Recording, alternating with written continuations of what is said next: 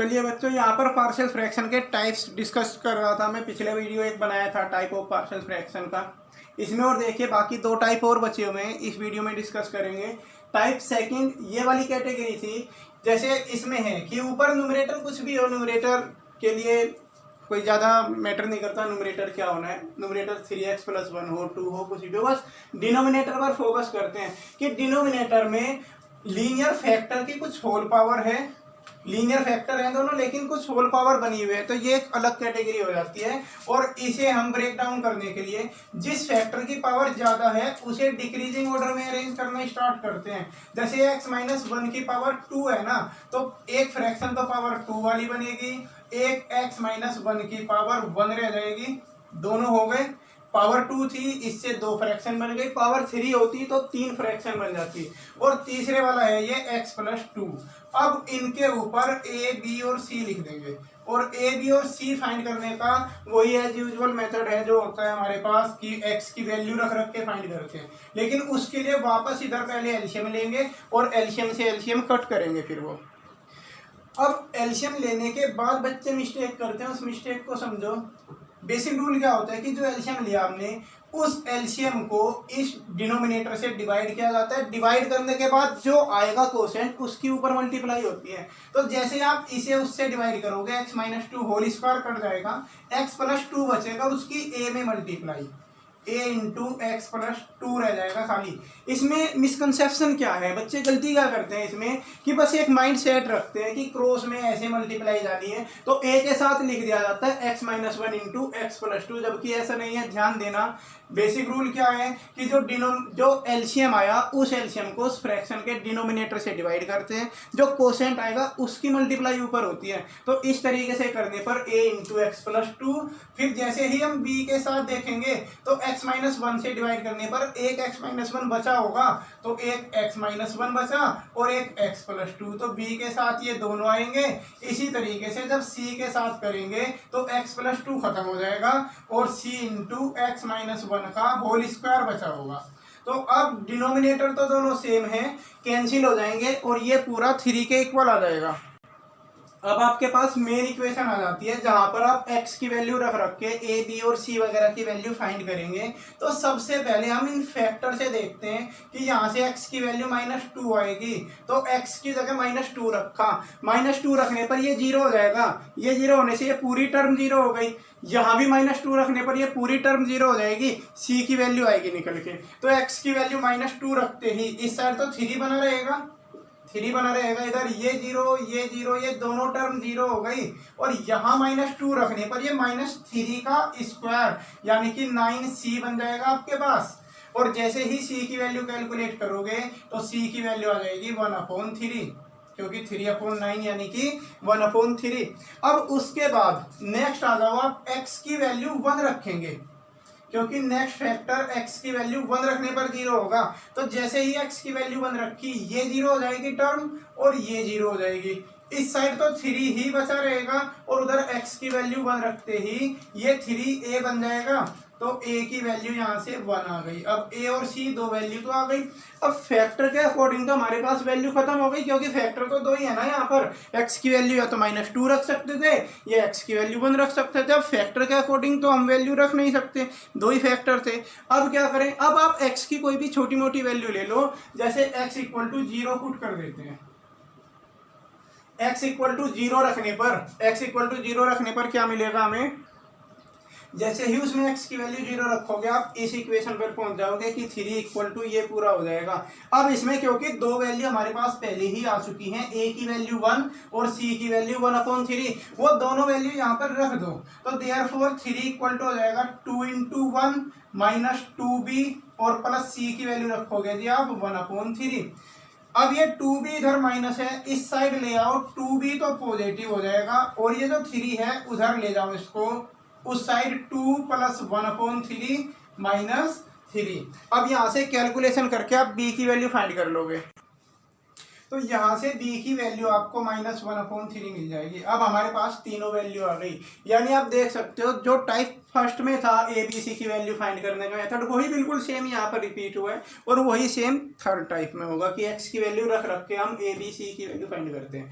अब अगर आपको इस फ्रैक्शन का इंटीग्रेशन करने के लिए आ जाता है कि सपोज आपको कहता है कि इस फ्रैक्शन को इंटीग्रेट करो इस तरीके से, तो अगर इस तरीके से दे देता है तो तुरंत समझ जाना कि पार्शियल फ्रैक्शन का क्वेश्चन है। जब अपोन में कुछ फैक्टर वेक्टर करके दे रखा हो तो वे डेफिनेटली पार्शियल फ्रैक्शन के होते हैं।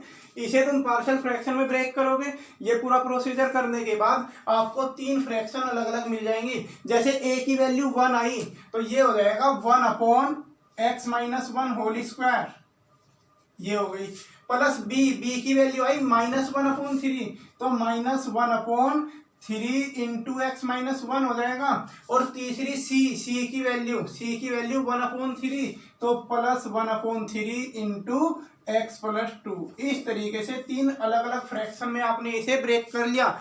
इस क्वेश्चन को 3 अलग अलग फ्रैक्शन में लिख लिया हमने। अब हमें अगर इसका इंटीग्रेशन करना है तो 1 बाई 1 हम इंटीग्रेशन कर सकते हैं, क्योंकि ये सारे तो लीनियर टर्म है। x-1 भी एक लीनियर टर्म है, x+2 भी एक लीनियर टर्म है। लीनियर है तभी तो ये टाइप सेकंड बना हुआ है। तो इसमें x-1 इसे x की पावर -2 लिख सकते हो और x की पावर -2 का इंटीग्रेशन होता है x की पावर -1/-1, तो ये हो जाएगा x-1 की पावर -1/-1। ये लोगरिथम वाला बन जाएगा -1/3 एज इट इज रख के log x-1, क्योंकि 1/x का तो log x होता है। ऐसे ही ये भी +1/3 log x+2 इस तरीके से दिया होगा, प्लस c। थोड़ा सा इसे सिंप्लीफाई करके लिखोगे तो ये हो जाएगा -1/x-1। अब लोगरिथम में ना एक बात ध्यान रखना, लोग की प्रॉपर्टी होती है कि कहीं पर जैसे log m -log n मिल जाए तो आप इसे ऐसे नहीं छोड़ोगे, आप इसे लिखोगे log m/n। तो यहां भी इन दोनों में वही सेम सिचुएशन बनी हुई है कि अगर हम 1/3 कॉमन लें, सपोज हमने +1/3 कॉमन लिया तो 1/3 कॉमन लेने पर ये log x+2 बनेगा और -log x-1 बनेगा। अब यहां पर log m -log n वाली ये प्रॉपर्टी यूज करके आप आंसर लिख दोगे, माइनस ये टर्म हो गई +1/3 log x+2/x-1 और प्लस c जरूर लिख दिया करो, और log वाले को ना ब्रैकेट मॉड्यूलस के अंदर लिखा करो log वाली टर्म को। ओके, तो ये टाइप सेकंड था। टाइप थर्ड और डिस्कस करते हैं। ये वाला टाइप था सेकंड जिसमें एक लीनियर फैक्टर की कुछ होल पावर आती हो। नेक्स्ट देखिए, नेक्स्ट टाइप कुछ इस तरीके का है कि 3x + 1/x² + 1 और x-2। मतलब जब डिनोमिनेटर में लीनियर फैक्टर ना आके कोई क्वाड्रेटिक आ जाता है या कोई क्यूबिक आ जाता है, मतलब लीनियर से अलग कुछ और आ जाता है। तो इस वाले में भी 2 फ्रैक्शन तो अलग अलग बिल्कुल सेम ऐसे ही बनेंगी कि एक का डिनोमिनेटर x² + 1 लेंगे और एक का डिनोमिनेटर x-2 ले लोगे। लेकिन जो इनके न्यूमरेटर है ना वो a और b वगैरह के हिसाब से नहीं लिए जाते हैं। अगर किसी के नीचे क्वाड्रेटिक आ रही है तो न्यूमरेटर हमेशा लीनियर लिखा जाएगा, मतलब ax + b लिख दोगे और इसको लीनियर था तो ऊपर c आएगा। ठीक है, मतलब लीनियर के ऊपर सिंपल abc होते हैं, क्वाड्रेटिक के ऊपर लीनियर वाली टर्म होती है ax + b। क्यूबिक वैसे कहीं मिलेगा नहीं आपको, लेकिन क्यूबिक के ऊपर ax² + bx + c इस तरीके से लिख दिया जाता है। तो यहाँ पर अब a b और c की वैल्यू फाइंड करने के लिए वही जो एज यूजुअल मेथड दोनों टाइप में हम डिस्कस करते हैं। इनका इधर एलसीएम लेंगे पहले, उसके बाद एलसीएम कट करेंगे, वही मेथड यूज होगा। तो एलसीएम लेने के बाद ये डिनोमिनेटर कैंसिल हो जाएगा पूरा। अब ऊपर ax + b के साथ ये वाली टर्म आएगी और c के साथ x² + 1 आएगा। तो ये न्यूमरेटर 3x + 1 इस न्यूमरेटर के इक्वल बचेगा। ये दोनों न्यूमरेटर की कंपैरिजन कर दिया हमने, दोनों आपस में इक्वल रख दिया। और ये होती है मेन इक्वेशन जहां पर हम x की वैल्यू पुट करते हैं। ये मेन इक्वेशन हमें मिल गई। अब इसमें हम x की वैल्यू फैक्टर के अकॉर्डिंग फाइंड कर करके पुट करनी स्टार्ट करेंगे। जैसे x की वैल्यू 2 रखने पर, देखो 2 रखने पर ये पूरा 0 हो जाएगा, c कैलकुलेट हो जाएगा फिर वहां से, तो हम इसमें पुट कर देते हैं x इक्वल टू 2। जैसे ही आप x की वैल्यू 2 रखोगे, 2 रखने पर ये 7 हो जाएगा, ये 7 हो जाएगा, उधर ये पूरा 0 हो गया, 7 इक्वल टू 5c, और यहां से c की वैल्यू आएगी 7/5। अब आपके पास एक तो वैल्यू आ गई। उसके बाद आप अगर x की वैल्यू 0 रख दे, देखो 0 रखने पर a वाला a 0 हो जाएगा ये, क्योंकि 0 इंटू a 0 ही रहेगा, तो आप x की वैल्यू 0 भी पुट कर सकते हैं। x की वैल्यू 0 रखी, 0 रखने पर इधर तो 1 बनेगा और उधर 0 रखेंगे, जैसे ही x की वैल्यू -2 भी हो जाएगा और वहां 0 रखते ही +c हो जाएगा। अब c की वैल्यू तो हम ऑलरेडी कैलकुलेट कर चुके हैं, c की वैल्यू 7/5 है, तो c की जगह जैसे ही यहाँ 7/5 रखोगे तो आपको b की वैल्यू मिल जाएगी। c की जगह 7/5 रखा और यहाँ से अब b की वैल्यू आ जाएगी आपकी 1/5। अब b और c दोनों वैल्यू आ गई हमारे पास। अब a की वैल्यू रखने के लिए, a की वैल्यू फाइंड करने के लिए फिर कोई x की छोटी मोटी वैल्यू, जैसे x की वैल्यू 1 रख के देखते हैं, फिर हमने पुट किया x इक्वल टू 1। इस पूरी में x की जगह 1 रखो, 1 रखते ही ये तो 4 हो जाएगा, x की वैल्यू 1 रखते ही ये 4 हो जाएगा। यहाँ जैसे ही x की वैल्यू 1 रखेंगे, 1 रखने पर ये -1 आएगा, ये बनेगा जी आपका a प्लस b इंटू -1, और x की वैल्यू 1 रखने पर ये हो जाएगा आपका 2c। अब हमारे पास b और c की वैल्यू है, b और c दोनों वैल्यू रखोगे तो यहाँ से a मिल जाएगा, तो यहाँ से a की वैल्यू आ जाएगी -7/5। अब आपके पास a b और c सब वैल्यू आ चुकी हैं। a की वैल्यू आ गई -7/5, b की वैल्यू 1/5, c की वैल्यू 7/5। जैसे ही आपके पास ये सब वैल्यू आ गई तो ये जो फ्रैक्शन है 3x + 1, ये वाली पूरी फ्रैक्शन कन्वर्ट हो जाएगी आपकी दो अलग फ्रैक्शन में। अब ये पूरी फ्रैक्शन इस तरीके से दो अलग अलग में बन गई। अब सपोज आपको इसका इंटीग्रेशन करना था, मान लिया क्वेश्चन बुक में इस तरीके से लिखे हुए हैं कि आपको इनके इंटीग्रेशन करने हैं। ये एक्सरसाइज 7.5 के स्टार्टिंग के 8-10 क्वेश्चन इसी टाइप के हैं, बिल्कुल सेम सीधे सीधे क्वेश्चन है, आप उन्हें ट्राई करोगे। जो स्पेशल है कुछ मैं डिस्कस करूंगा अपने आप। ये वाले अगर इसका इंटीग्रेशन करना था तो हम इनका इंटीग्रेशन कर देंगे, इन फ्रैक्शन का। अब इन फ्रैक्शन का इंटीग्रेशन करना है तो सबसे पहले तो इसमें ये देखो कि यहाँ भी /5 है, यहाँ भी, तो ये 1/5 पूरे में बाहर कॉमन लिख देते हैं। पहले हमने पूरे के बाहर 1/5 कॉमन लिखा, अब यहाँ बचेगा -7x + 1/x² + 1। इनके मेथड में बड़े फिक्स हैं एकदम, कि अगर टाइप थर्ड की है, ये थर्ड टाइप चल रहा है, थर्ड टाइप में हमेशा इसी टाइप का बनेगा कि ऊपर कोई लीनियर टर्म बनेगी, नीचे x² + 1 या x² + 4 बनेगा, एक इस तरीके की बनेगी। अब इसमें इन दोनों को भी अलग अलग करो, बिल्कुल फिक्स पेट रूल है एकदम, कि आप इसे ऐसे लिखोगे कि -7x/x² + 1, इसे अलग किया, इसका इंटीग्रेशन अलग से करेंगे, 1/5 पूरे के बाहर कॉमन चलने दो, इसका अलग करेंगे इंटीग्रेशन। ये dx में इस x के साथ ही लिख देता हूं, जिससे आपके दिमाग की घंटी कुछ बजे कि हाँ ये कैसे होगा।